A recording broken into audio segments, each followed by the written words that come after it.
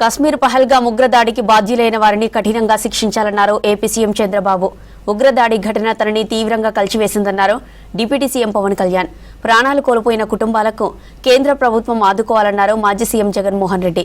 టూరిస్టులపై జరిగిన ఉగ్రదాడి పిరికి పందల చర్య అన్నారు AP PCC chief Sharmila.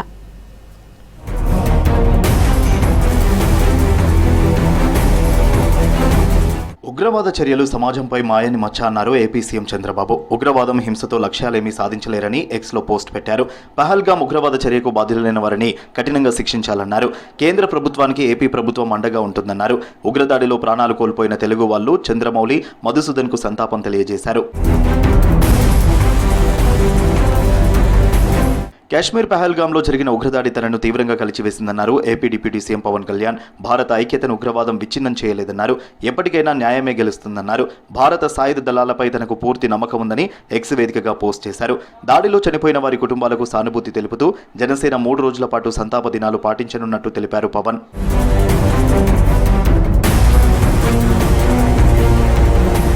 Pahalgam ఉగ్రదాడి ఘటన గురించి విని షాక్ అయ్యానన్నారు ఏపీ మాజీ సీఎం జగన్మోహన్ రెడ్డి. పర్యాటకులపై కాల్పులు అమానవీయ చర్య అన్నారు. ఏపీకి చెందిన 2 వ్యక్తులు ప్రాణాలు కోల్పోవడం మనసును కలిచివేసిందన్నారు. బాధిత కుటుంబాలకు కేంద్ర ప్రభుత్వం అండగా ఉండాలన్నారు జగన్.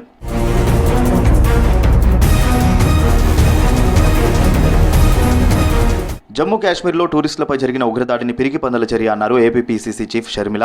ఉగ్రవాదుల దాడిలో 30 మంది చనిపోవడం, మరికొంతమందికి గాయాలు కావడం తనని తీవ్రంగా కలిచివేసిందన్నారు. కేంద్ర రాష్ట్ర ప్రభుత్వాలు మృతుల కుటుంబాలకు అండగా ఉండాలన్నారు. భవిష్యత్తులో ఇలాంటి ఘటనలు జరగకుండా కేంద్ర ప్రభుత్వం పటిష్టమైన చర్యలు తీసుకోవాలన్నారు షర్మిల.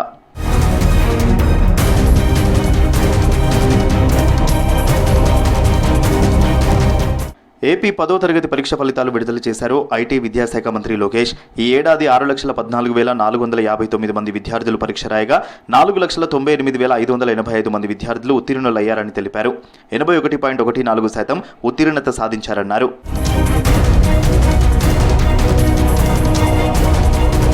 ఏపీ తిరుపతి జిల్లాలో తాతయ్యగుంట గంగమ్మ అమ్మవారు అరటి పండ్లతో ప్రత్యేక అలంకరణలో భక్తులకు దర్శనమిచ్చారు. మే 6వ తేదీ నుంచి గంగమ్మ జాతర ప్రారంభం కానుంది. 9 రోజుల పాటు జరిగే ఈ జాతరలో భాగంగా అమ్మవారు ఒక్కో రోజు ఒక్కో అలంకరణలో దర్శనమివ్వనున్నారు.